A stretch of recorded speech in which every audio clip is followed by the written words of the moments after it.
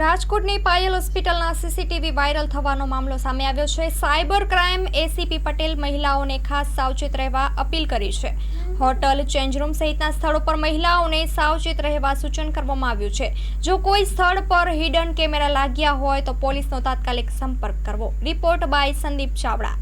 કે અન્ય આપણા પ્રાઇવેટ મોમેન્ટ્સ એવા હોય છે જે પબ્લિક પ્લેસીસ પર સીસીટીવી કેમેરા લગાવેલા હોય છે, જે સામાન્ય રીતે નાગરિકોની સુરક્ષા માટે હોય છે, પરંતુ અમુક વખત આ પ્રકારના મોમેન્ટ્સ એમાં કેપ્ચર થઈ જાય અને તે વાયરલ બની જાય તો સોશિયલ મીડિયાના યુગમાં એ જે તે વ્યક્તિ અને ખાસ કરીને મહિલાઓની પ્રતિષ્ઠા માટે એક મોટો ખતરો ઊભો કરતું હોય છે। તો આવી સ્થિતિમાં મહિલાઓએ ખાસ કરીને શું ધ્યાન રાખવું જોઈએ તો કે સૌથી પહેલાં તો કોઈ પણ જગ્યાએ આપણે ચેન્જ રૂમમાં જઈએ છીએ કે મોલ્સમાં ક્યાંય પણ છીએ કે વોશરૂમ કે કોઈ યુઝ કરીએ છીએ તો એ જગ્યાએ એક વખત ખરાઈ કરી લેવી કે કોઈ અસામાજિક તત્વો દ્વારા હિડન કેમેરા લગાવવામાં આવેલા છે કે નહીં, કે જેના લીધે આપણી ગરિમા પર પ્રહાર થઈ શકે છે।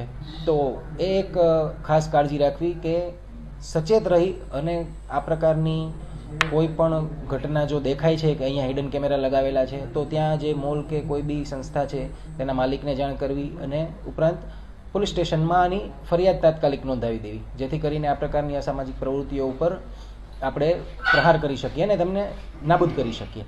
આ સિવાય આપણે વાત કરીએ તો CCTV, wifi, social media accounts છે, એના પરથી પણ આપની માહિતી ઘણી વખત ફેક ફોટોઝ, ઇમેજીસ, મોફ્ડ ઇમેજીસ બની અને વાયરલ થઈ જતી હોય છે। તો આવા કિસ્સામાં શું કરવું જોઈએ કે આપણા ઇન્સ્ટાગ્રામ છે, ફેસબુક એકાઉન્ટ્સ છે, એમને સૌથી પહેલાં તો આપણે પ્રાઇવેટ એકાઉન્ટ્સ તરીકે રાખવા જોઈએ। આ ઉપરાંત આપણા વાઈફાઈ છે, સોશિયલ મીડિયા એકાઉન્ટ્સના જે પાસવર્ડ્સ છે એ પાસવર્ડ્સને આપણે સ્ટ્રોંગ કરવા જોઈએ, જેમાં આપણે ખાલી 1, 2, 3, 4, 5, 6, 7, 8 જેવા પાસવર્ડ રાખવાના સ્થાને તેમાં આલ્ફાબેટ્સ છે, સ્પેશિયલ કેરેક્ટર્સ છે અને ન્યુમેરિક્સ છે, એમનું કોમ્બિનેશન કરી અને પાસવર્ડ્સ રાખવા જોઈએ, જેથી કરીને કોઈ ઇઝીલી ગેસ કરીને આપણી પ્રોફાઇલ એક્સેસ ના કરી શકે। અને આ સિવાય 2 ફેક્ટર ઓથેન્ટિકેશન આવે છે જે સોશિયલ મીડિયા એકાઉન્ટ્સમાં લોગિન માટે વપરાય છે, તો તેમાં પાસવર્ડ નાખવાની સાથે ઓટીપી નાખવાનું પણ આવે છે પ્રોવિઝન, તો એનો મહત્તમ ઉપયોગ કરવો જોઈએ જેથી કરીને કોઈ વ્યક્તિ આપણા પ્રોફાઇલનો ઇલીગલ કે એક્સેસ ના મેળવી શકે અને તેનો દુરુપયોગ ના કરી શકે। જે સીસીટીવી કેમેરા રાખવામાં આવે છે એ જે તે સમયે મેડિકલ આર્કિટેક્ચરના માધ્યમથી નિર્માણ થતું હોય છે અને એના સ્ટાન્ડર્ડ્સના આધારે રાખવામાં આવે છે। અને હાલ આ મુદ્દામાં જે પાયલ મેટર્નિટી હોમનો જે કેસ છે એ તપાસ અંતર્ગત છે, તો તે તપાસ અમદાવાદ સાયબર ક્રાઇમ અંતર્ગત ચાલી રહેલી છે। તો આ તપાસ બાબતે જે પણ મુદ્દાઓ બહાર આવશે એના પર ડિટેલમાં મીડિયાને જાણ કરવામાં આવશે। તમે પણ ત્યાં ગયા હતા ચેકિંગમાં, આપણી રાજકોટની ટીમ હતી, શું કંઈ જાણવા મળ્યું હતું? પ્રાથમિક દ્રષ્ટિએ કંઈ જાણવા મળ્યું છે?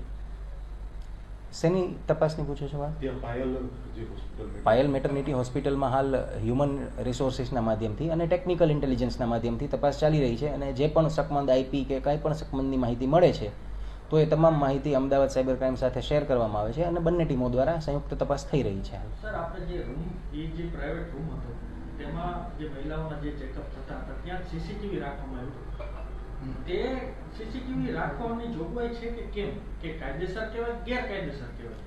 એના પર તપાસ આગળ વધશે એટલે ડિટેલમાં ટિપ્પણી કરવામાં આવશે એ મુદ્દા પર। અધિકારી દ્વારા તેવું વર્ઝન આપવામાં આવ્યું છે કે તે જે પ્રાઇવેટ જે રૂમ છે, જે પાયલ મેટર્નિટી રૂમનું જ્યાં મહિલાનું ચેકઅપ થતું ત્યાં રાખવાની કોઈ જોગવાઈ નથી, રાખી ન શકાય એવું આરોગ્ય અધિકારીનું કહેવું છે। આ આરોગ્ય વિભાગનો જ સંપૂર્ણ મુદ્દો છે, આથી એના પર ડિટેલમાં જવાબ આરોગ્ય વિભાગ દ્વારા જ આપવામાં આવશે। પોલીસ સ્ટેશનમાં કાયદાકીય રીતે જ્યારે પણ કોઈ પણ ફરિયાદી દ્વારા ફરિયાદ નોંધાવવામાં આવશે તો એના પર પૂરેપૂરી કાર્યવાહી કાયદેસર કરવામાં આવશે। સર, એમાં ફરિયાદ કઈ નોંધાઈ છે? આપણે અહીંયા હોસ્પિટલ તંત્રએ કઈ ફરિયાદ નોંધાવી છે અહીંયા આપણે રાજકોટમાં? હોસ્પિટલ તંત્રએ એક અરજી આપેલી છે કે એમના સીસીટીવી કેમેરાનો જે એક્સેસ છે એ કઈ રીતે બહાર ગયો છે એ નથી ખ્યાલ, તો એના પર અત્યારે તપાસ થઈ રહી છે। અહીંયા બે શકમંદોના નામ રાજકોટ સાયબર ક્રાઇમની ટીમે અમદાવાદ સાયબર ક્રાઇમની ટીમને આપ્યા છે ને સૂત્રો તરફથી માહિતી મળી રહી છે કે 2 લોકોને ઉઠાવી લીધા છે। આ મુદ્દો હાલ તપાસાધીન છે અને એના પર જો વધારે માહિતી મળશે તો આપ લોકોને અવશ્ય આ માહિતી આપવામાં આવશે।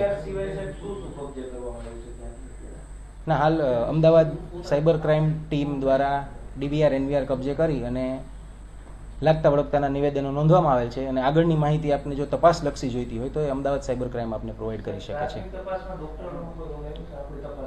નર્સિંગ ના. સ્ટાફ ડોક્ટરો કેટલાના નિવેદન લીધા સાહેબ નર્સિંગ સ્ટાફના કે તબીબોના? અમદાવાદ સાયબર ક્રાઇમ આની મુખ્ય તપાસ કરતા એજન્સી છે. ફરિયાદ અમદાવાદ સાયબર ક્રાઇમમાં નોંધાયેલી છે, જેથી કરીને એની તમામ માહિતી આપ અમદાવાદ સાયબર ક્રાઇમ સેલ પાસેથી મેળવી શકો છો.